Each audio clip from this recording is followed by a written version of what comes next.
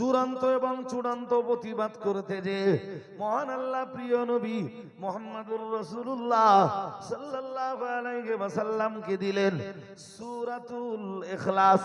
আল্লাহ পাক রব্বুল আলামিন বললেন, ও নবী, ইহুদিরা বলে ওজায়ের আল্লাহর বেটা, খ্রিস্টানরা বলে ঈসা আল্লাহর বেটা। আমি আল্লাহ পাক রব্বুল আলামিন বলছি, আমি আপনাকে এর এগেনস্টে প্রতিবাদের জন্য সূরাতুল ইখলাস নাযিল করছি। নবী আপনি বলে দেন কুল হুয়াল্লাহু আহাদ। আল্লাহ পাক রব্বুল আলামিন বললেন, ও নবী আপনি বলুন ওদেরকে হুয়াল্লাহু আহাদ, তিনি আল্লাহ এক, একক, লা শারীক। আল্লাহ পাক রব্বুল আলামিন আবার বললেন আল্লাহুস সামাদ। মহান আল্লাহ আবার বললেন, ও নবী এটাও বলে দেন আর আমার আল্লাহ হলেন বেনিয়াজ, আমার আল্লাহ হলেন অমুখাপেক্ষী। কে? আমার আল্লাহ পাক কারোর মুখাপেক্ষী নন, সবাই আমার আল্লাহর মুখাপেক্ষী। আল্লাহ পাক রব্বুল আলামিন আবার বললেন লাম ইয়ালিদ ওয়া লাম ইউলাদ। মহান আল্লাহ বললেন, আর আল্লাহ আপনি নবী এটাও বলে দেন লাম ইয়ালিদ, আল্লাহ কাউকে জন্ম দেননি, আল্লাহর কোনো ছেলেও নাই, আল্লাহর কোনো মেয়েও নাই। ওয়া লাম ইউলাদ, আর আল্লাহ পাক রব্বুল আলামিনকে কেউ জন্ম দেয়নি। একদিকে আল্লাহর যেমন ছেলেও নাই, মেয়েও নাই, আমার আল্লাহ পাক রব্বুল আলামিনের তেমন কোনো পিতাও নাই, মাতাও নাই। আল্লাহ ছেলে নাই, মেয়ে নাই, বাবা নাই, মা নাই। এ সব কিছু থেকে আমার আল্লাহ সম্পূর্ণ পবিত্র।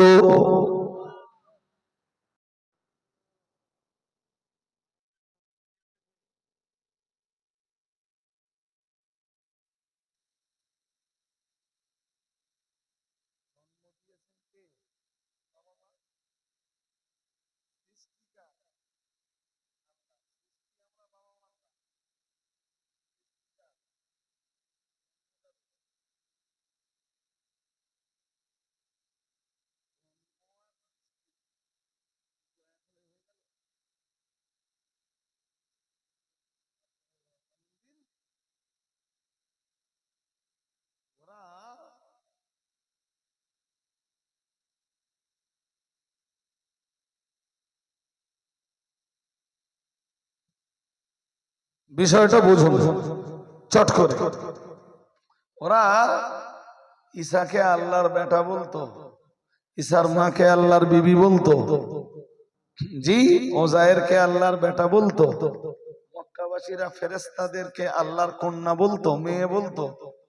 তাই আল্লাহ সব কিছুর প্রতিবাদ করলেন সূরা ইখলাস দিয়ে।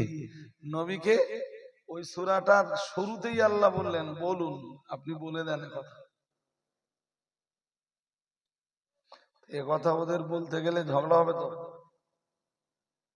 হ্যাঁ না বলে না? হবে না? হবে না? হ্যাঁ হবে। আচ্ছা বলেন, এই সাম্প্রতিক সময়ে কোন বক্তায় যদি বলে যে আল্লাহ আমাদের জন্ম দিয়েছেন সবাই রে, এই পৃথিবীতে আমাদের সবাইকে আল্লাহ জন্ম দিয়েছেন, আচ্ছা আপনাদের বোধ বুদ্ধি কি বলে বলেন দিন? এরকম কথা বললে ঈমান থাকে না যায়?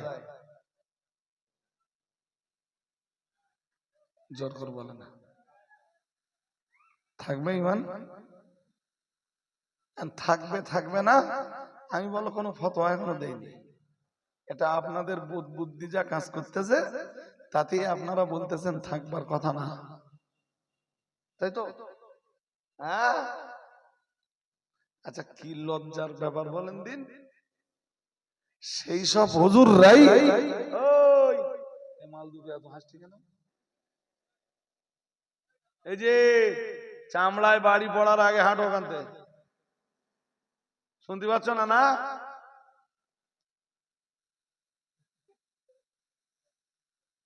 একটা বাচ্চা কাচ্চা নেই মজলিসে, দেখেন কি দিন পুড়ে গেছে।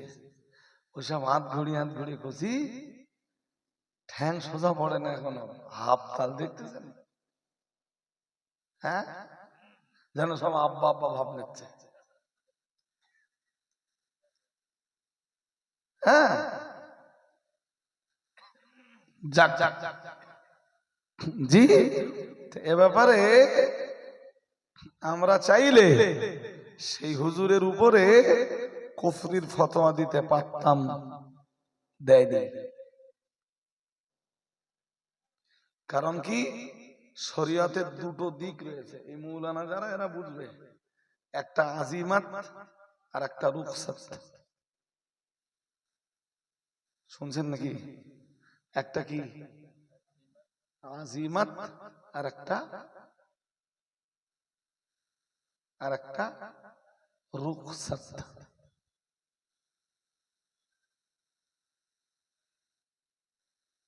এসব বোঝেন আপনারা?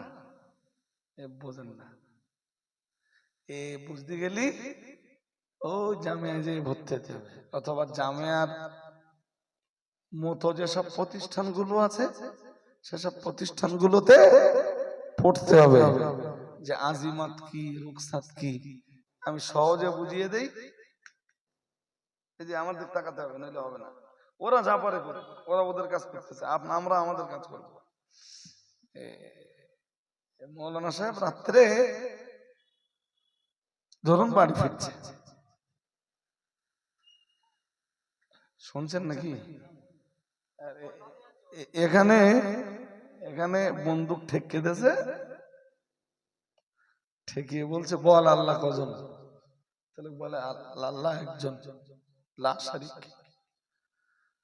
যদি আল্লাহ 10-12 জন না বলিস আজকে, এখান থেকে ঠুকে দেবো একদম 0 পয়েন্ট থেকে। কি বলে মোটেই দূর থেকে না, মানে 0 পয়েন্ট, 0 পয়েন্ট থেকে ঠুকে দেবো। আচ্ছা, মশলা কি হবে?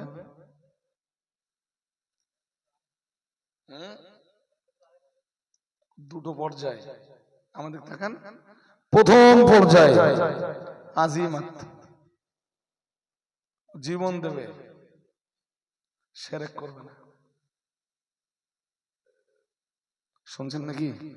মূল্যে শহীদ হবে, মূল্যে শহীদ হবে। দ্বিতীয় পর্যায়ে রুখসাত, ছাড় ছাড়। শরীয়তের এইরকম কঠিন পরিস্থিতিতে শরীয়ত একটু ছাড় দেয়। কি ছাড়? কলবে ঈমান রাখবে, ওর অন্তর বলবে এক আল্লাহ, কিন্তু ওই কঠিন পরিস্থিতি থেকে বাঁচবার জন্য ওর মুখ বলবে 12 জন। আমার কথা বুঝতেছেন না? মুখ কি বলবে? অন্তরে কি আছে? একজন। মুখ কি বলছে? কেন? বাঁচার জন্য। এর নাম রুখসাত। ভাববে যে জীবন যায় যাবে, কিন্তু 12 জন আমি না, আমার অন্তরও বলবে না, মুখও কখনো বলবে না। মরবো তো একদিন, আজ অথবা কাল শহীদ হব, কিন্তু শিরক করব। ওটা আজিমাত, ওটা কঠোরতা, এটা সরলতা। ওটা কি? আমার কথা বুঝিনি। ওটা কি? কঠোরতা। এটা কি? সরলতা। আমার দেশের কিছু কানা মৌলবি আছে। কি মৌলবি? কথা বলে না, আওয়াজ দিয়ে বলতে হবে। কি মৌলবি? কানা মৌলবি। তারা আজিমাতটা দেখতে পায়, রুখসাতটা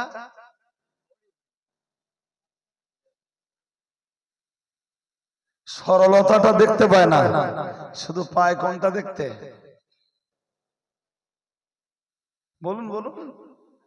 আজিমাতটা দেখতে পায়, রুখসাতটা দেখতে পায় না। এক চোখ কানা। আমাদের দেখছেন নাকি? এক চোখই দেখে, এরকম করে এক চোখ পুরো কানা, দেখতে পায় না। এটা হতে পারে দুটো কারণে। একটাতে জাহালাত, অজ্ঞতা, আর একটা হলো শুরুতে বলেছিলাম হাসাদ, হিংসা। কথা শুনছেন নাকি? একটু আওয়াজ দিতে হবে। কথা কি শুনছেন? এটা কয় কারণে হতে পারে? দুই কারণ। এক, অজ্ঞতা, মূর্খতা, জাহালাত। দুই, এটা তাদের হিংসা। অনেকে আজিমাতার রুখসাতের ব্যাপারটা জানে, জানার পরেও কি করে? আরে বাবা, যদি এক চোখ দিয়ে না দেখতো তাহলে এই কাফের ঝুড়ি থেকে যখন একজনের নামে কাফের শব্দটা তুলে দিচ্ছে, আর ঠিক সেই পিরিয়ডে আর একজন বলে বেড়াচ্ছে যে আল্লাহ আমাদের জন্ম দিয়েছেন, তাকেও কি বলতো? কত কুফরি বাক্য। কেউ একজন এই সাম্প্রতিক গতিতে বলেছে যে কোরআনের কি সব, ভাই তাড়াতাড়ি ছেড়ে দিতে হবে, নইলে শ্রোতাদের মন ব্যস্ত হচ্ছে। সত্যি এটা জি, একটুখানি বসেন, একটুখানি বসেন, তাড়াতাড়ি করতে হবে বলো, শ্রোতাদেরও যাতে ডিস্টার্ব না হয়। জি, তো আমারও মন বাইরে গেলে সব কথা কেটে যাবে। আর সবচেয়ে বড় কথা, এই যে মুখস্থ করা বিদ্যে তো না, আপনারা যেমন শুনছেন আমি টুক টুক টুক টুক করে ঠিক তেমনই বলছি। জি, এই সাম্প্রতিক অতীতে একজন কে বলেছে সব কোরআনের সব হুকুম মানা যাবে না, মানলে তুমি কাফের। নাউজুবিল্লাহ। আর তুই জোর করে বলো, তুমি একজনের জন্য যখন কাফের শব্দটা ঝুড়িতে তুলে দিচ্ছ, এরা যারা এই কথাগুলো বলেছে কই তাদের বেলা তো কাফের বললে না? এক। দু নম্বরে আর একটা কথা বলবো এবার, খুব খুব ভেবে চিনতে আপনাদের উত্তর দিতে হবে। এদিকে তো দেখতে পাচ্ছি শুনলে তো আপনারাও আবার অন্য মনে নেবেন কোনি। সূরা তাহা, কোন সূরা? কথা বলে না, কোন সূরা? তাহা। এই যে মার করেছি 17 নম্বর আয়াত থেকে আল্লাহ বলেন, ওমা তিলকা বিয়ামিনিকা ইয়া মূসা ক্বালা হিয়া আসায়া আতাওয়াক্কাউ আলাইহা ওয়া আহুসসু বিহা আলা গানামি ওয়া লিয়া ফিহা মাআরিবু উখরা। 17 থেকে স্টার্ট, 17, 18 শুনছেন নাকি? হ্যাঁ, নবীরা লাঠি ব্যবহার করতেন, বহু নবীতে লাঠি ব্যবহার করতেন, লাঠি ব্যবহার ভালো। রাত্রে বেলা এ পাড়াতে আপনি টু পাড়ায় যাবেন, হাতে একটা, ডান হাতে একটা টস, বাম হাতে একটা লাঠি, বা ডান হাতে একটা লাঠি, বাম হাতে একটা টর্চ লাইট। যদি কিচ্ছু না, ধরুন কুকুর মাছ লেগেছে, এরকম হয়তো এটা লাঠি থাকলে সুবিধা হয় না? এই লাঠির অনেক ফজিলত, তাফসীরে সব ফজিলত এসেছে এই আয়াতের ব্যাখ্যায়। এই আয়াতের ব্যাখ্যায় এই লাঠির কি কি বরকত ফজিলত আছে সব এই আয়াতের ব্যাখ্যায় আসতেছে। তা আল্লাহ জিজ্ঞাসছেন, মুসা নবীর কাছে একটা লাঠি থাকতো, মুসা নবীকে জিজ্ঞাসছেন, ওমা তিলকা বিয়ামিনিকা ইয়া মূসা। মহান আল্লাহ বললেন, হে আমার নবী মূসা, তোমার ডান হাতে ওটা কি? কি থাকতো মুসা নবীর ডান হাতে? লাঠি না? আর মুসা নবী এই পর্যন্ত তাই জানতো যে এটা শুধু লাঠি। মহান আল্লাহ বললেন, হে আমার নবী মূসা, ওই লাঠি দিয়ে তুমি কি করো মূসা? হযরত নবী মূসা আলাইহিস সালাম বললেন, আতাওয়াক্কাউ আলাইহা ক্বালা হিয়া আসায়া। আল্লাহ পাকের নবী মূসা বললেন, আল্লাহ আমার ডান হাতে এটা লাঠি। আল্লাহ পাক রব্বুল আলামিন বললেন, কি করো তুমি মূসা লাঠি দিয়ে? হযরত নবী মূসা আলাইহিস সালাম বললেন, ক্বালা হিয়া আসায়া আতাওয়াক্কাউ আলাইহা এই লাঠিতে আমি টেক লাগাই, চলবার সময় আমি মাটিতে টেক লাগাই। ওয়া আহুসু বিহা আলা গানামি। মহান আল্লাহ বললেন, হে মূসা, লাঠি দিয়ে তুমি আর কি কাজ করো? হযরত নবী মূসা আলাইহিস সালাম বললেন, ওয়া আহুসু বিহা আলা গানামি, আমি আমার ছাগলের জন্য, আমি আমার বকরির জন্য পাতা পাড়ি। আরেকটু মন খুলে, কে পাতা পাড়ে? কার জন্য পাড়ে? মূসা আলাইহিস সালাম কি করতেন? বলো বলো। আর কেউ কিছু বলে না। এনে এই বাপজি বলেছে ছাগল চড়াতে হলে কি ইমান চলে যাবে নাকি? তো কোরআন বলতেছ তো।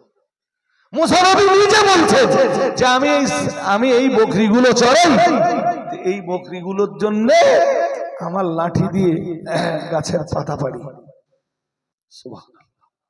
আর একটু মন খুলে বলো, কে বলতেছে? মুসা নবী নিজে বলতেছ তো।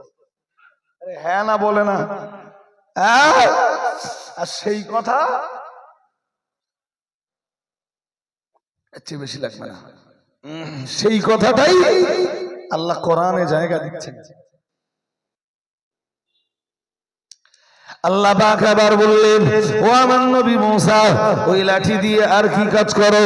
নবী মূসা আলাইহিস সালাম বললেন, ও রব্বুল আলামিন, ওয়ালিয়া ফিহা মাআরিবু উখরা, ও রব্বুল আলামিন, এই লাঠির আরো অনেক অনেক অনেক অনেক কাজ রয়েছে। আল্লাহ পাক রব্বুল আলামিন বললেন, ও মূসা, তোমার ডান হাতের লাঠি দিয়ে তুমি টেক লাগাও, তুমি ছাগলের জন্য, বকরির জন্য পাতা পাড়ো, অন্য অন্য অনেক কাজ করো, কিন্তু আমি আল্লাহ এখন তোমায় বলছি, তোমার লাঠির আর একটা কাজ আছে, তুমি জানো না। মুসা নবী জানো বললেন, আল্লাহ কি? মহান আল্লাহ বললেন, কাল আলকিহা ইয়া মূসা, হে আমার নবী মূসা, লাঠিটা তুমি জমিনে ফেলে দাও। ফাআলকাহা ফাইদা হিয়া হাইয়াতুন তাসা। হযরত নবী মূসা আলাইহিস সালাম লাঠিটা যেই না জমিনে ফেলে দিলেন, সঙ্গে সঙ্গে বিরাট একটা সাপে পরিণত হলো। আরেকটু মন খুলে বলেন, আরো আওয়াজ দিয়ে বলেন। আচ্ছা, এই কোরআনের এই আয়াতের অর্থ যে করবে সে কাফের হয়ে যাবে? কেন হবে না?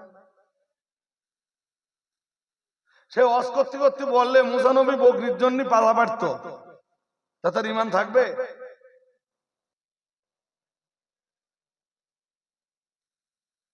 কথা বলে না। তাহলে এই আয়াত সব গোপন করে দিতে হবে। হাবেশ সাহেবরা যারা খরম তারাবি পড়াবে, এই আয়াত ওরা পড়তে পারবে না, ওখান থেকে বাদ দিয়ে পড়তে হবে, নইলে কি হবে? এই তো ফতোয়া দেশের। হ্যাঁ না, কিচ্ছু বলে না। এ তো চলছে গোটা দেশ জুড়ে। জি, এটা তাদের জাহালাত, হয় জাহালাত আর নইলে হাসাদ।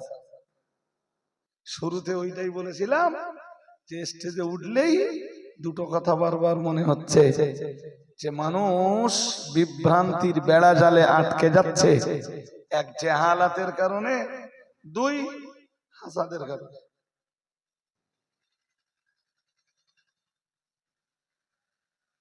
শুনছেন কথা নাকি?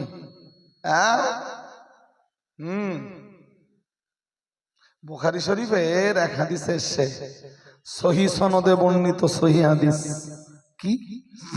মা বাআসাল্লাহু নবিয়ান ইল্লা রাআল গানাম।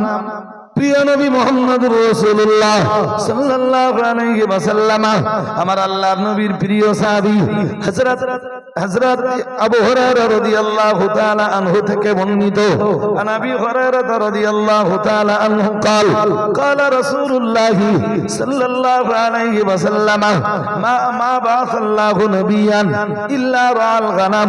হযরত আবু হুরায়রা বলেন, মুহাম্মদুর রাসূলুল্লাহ সাল্লাল্লাহু আলাইহি ওয়াসাল্লাম আহ্বান জানিয়েছেন।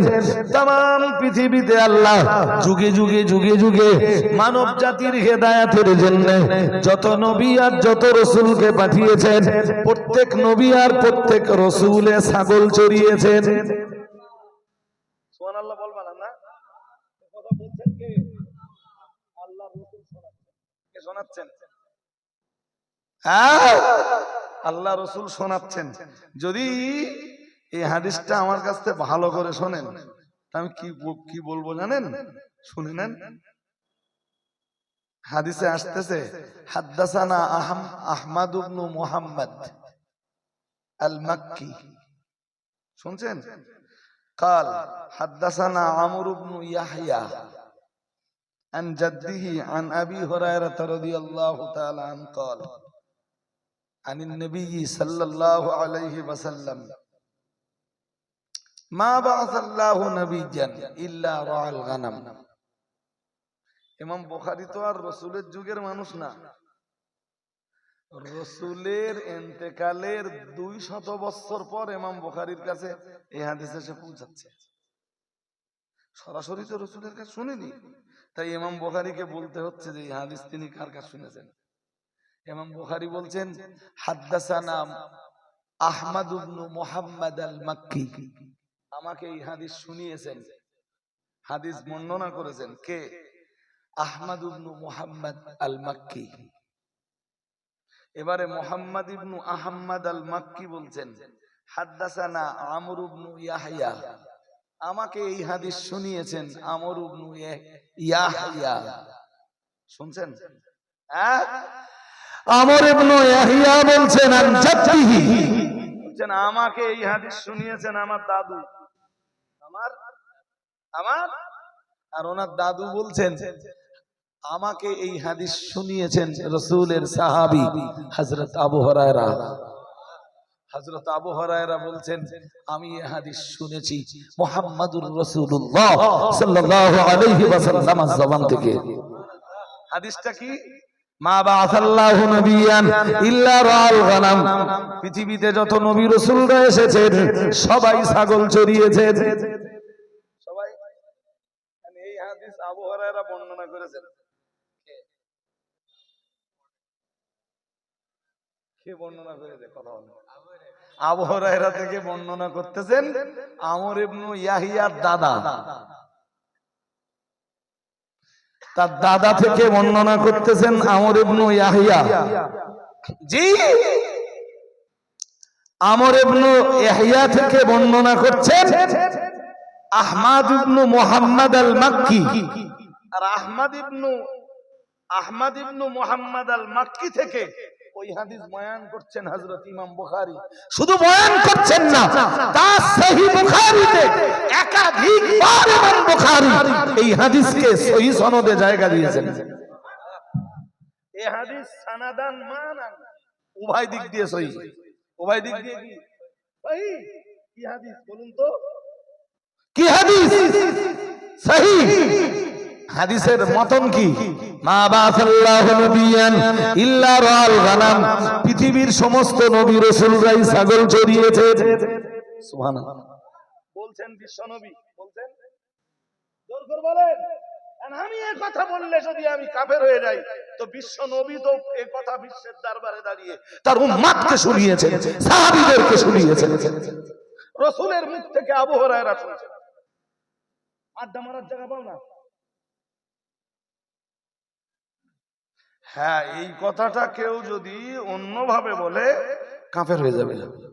নবীদেরকে অবজ্ঞা করার চিন্তায় বলে, নবীদের মর্যাদা খাটো করার চিন্তায় বলে, নবীদের সম্ভ্রমকে ছোট চোখে দেখে, তখন সে কি কথা বলে না? তখন সে কি একদম পরিষ্কার ফতোয়া এসেছে, ইন্না ইস্তিগফাফাল আমবিয়ায়ে কুফর, নবীদের মর্যাদা ছোট চোখে দেখা কুফরি।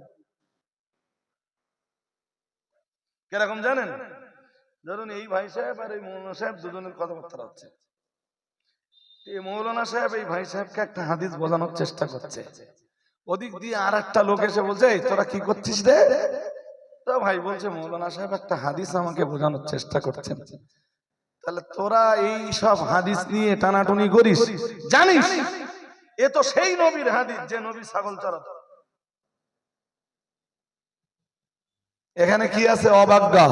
এখানে কি আছে? অপমান। এখানে কি আছে? অবহেলা। এখানে কি আছে? কথা বলে না,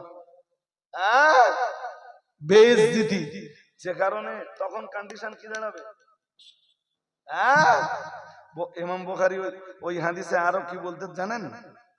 সাহাবী আবু হুরায়রা বয়ান করছেন, ফাকালা সাহাবুহু ওয়া আনতা, আল্লাহ পাকের নবী সাহাবীরা বললেন, ইয়া রাসূলুল্লাহ, ইয়া হাবিবাল্লাহ, হুজুর আপনিও কি ছাগল চড়িয়েছেন? কালা নাম, রাসূলুল্লাহ বললেন, হ্যাঁ আমিও। কি বললেন? কথা বলো না, রাসূল কি বললেন? বললেন হ্যাঁ আমিও। কুনতু আরআহা, রাসূলুল্লাহ বললেন আমিও ছাগল চড়াতাম। আমিও।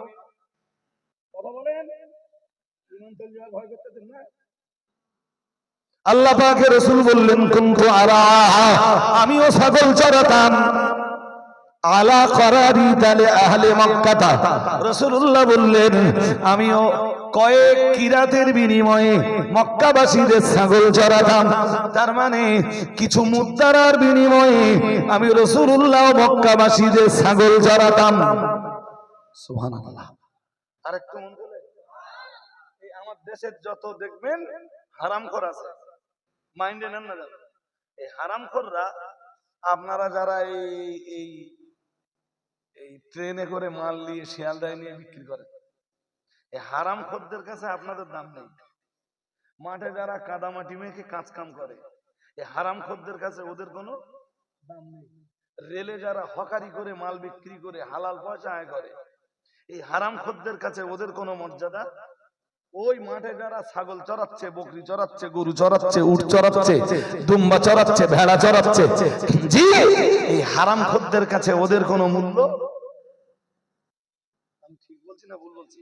হ্যাঁ, পৃথিবীর নবী রাসূলরা কোন হালাল কাজকে এই জন্য ঘৃণা করেননি, জি যাতে পরবর্তী যুগের কেউ কোন হালাল কাজের সাথে যুক্ত কোন ব্যক্তিকে ঘৃণা করার সুযোগ না পায়। আরেকটা মন খুলে কথা বললে বুঝতে পারেন না, বলেন হ্যাঁ বলুন। আমি দায়িত্ব নিয়ে বলছি, এখনো এই ধরুন গ্রাম্য কোনো আলোচনা হচ্ছে, তা মাঠের এক রাখাল এসে দুটো কথা বলল, ও রাখালের কথা অ্যাকসেপ্টেড, গ্রান্টেড, ও দোষ কি? হ্যাঁ, পরবর্তী যুগে কেউ যেন কোন রাখালকে ঘৃণা করতে না পারে, তাই পৃথিবীর নবী রাসূলদেরকে দিয়ে কেউ যাতে কোনো হালাল কাজকে ঘৃণা করার সুযোগ না পায়, তাই নবী রাসূলদের দ্বারাতে আল্লাহ সব রকমের হালাল কাজ করিয়ে দিয়েছেন। আরেকটু, এই জন্য নূহ আলাইহিস সালাম কাঠের কাজ করতেন, ইদ্রিস আলাইহিস সালাম সেলাই কাজ করতেন, ইলিয়াস আলাইহিস সালাম জামা কাপড় বননের কাজ করতেন, আদম আলাইহিস সালাম চাষবাসের কাজ করতেন, হযরত ইব্রাহিম আলাইহিস সালাম কখনো কখনো রাজমিস্ত্রির ভূমিকায়, ইসমাইল আলাইহিস সালাম কখনো রাজমিস্ত্রির লেবারের ভূমিকায়, হযরত দাউদ আলাইহিস সালাম হাদ্দাদ লোহার কাজ করতেন। কোরআন বলেছে ওয়া আনাল্লাহ ওয়া আনাল, আল্লাহ বলেন ওয়া আলান্না লাহুল হাদিস, অন্য আয়াতে আসতেছে ওয়া আল্লামনাহু সানআতা লাবুস। সুবহানাল্লাহ বলতে পারো না? আরেকটু মন খুলে বলুন। কিসের কাজ করতেন? লোহার যন্ত্রপাতি বানাতেন, বর্ম বানাতেন, টুপি বানাতেন, লোহার টুপি বাজারে তুলে বিক্রি করতেন, ওটাই তার রুজি রুটির অবলম্বন। আরেকটু মন খুলে বলুন। বুখারী শরীফের লম্বা হাদিস পড়ে দেখুন, ইসমাইল আলাইহিস সালাম জঙ্গলে শিকারে যেতেন, লম্বা হাদিসের শেষের দিকে আসতেছে ইসমাইল আলাইহিস সালাম শিকারে যেতেন। শিকারে মৌলবী এসব তো পড়ুনি জীবনে, জানবা করতে। আর যেগুলো পড়েছে, এক তো কিছু মানুষ জেহালাতের ভিতরে ডুবে আছে, আর যা দু চারজন পড়েছে, জি ওরা এই ঝুড়িতে কাপের ফতোয়া তুলে দিচ্ছে। হিংসা, এক জেহালাত আর এক কি হাসাদ। মনে থাকবে নাকি? এই দুটো কথা দিয়ে শুরু করেছিলাম, ওই দুটো কথা এবার শেষ। আজ ইহা থাক, ফের ইনশাল্লাহ আইন্দা দিন মাওলানা আর একবার দাওয়াত করবেন, তারপর একবার আশপাশ সব শুনে নেবেন না, ফের ইনশাল্লাহ নেক্সট টাইম। তো রাকিব শাহ হুজুর এসে গেছেন, আর আমারও এরপরে রাজারহাট, তারপরে আবার অনেক দূরে, কত দূর তা সে এখন বলতেছি আমি। দরুদ শরীফ আল্লাহুম্মা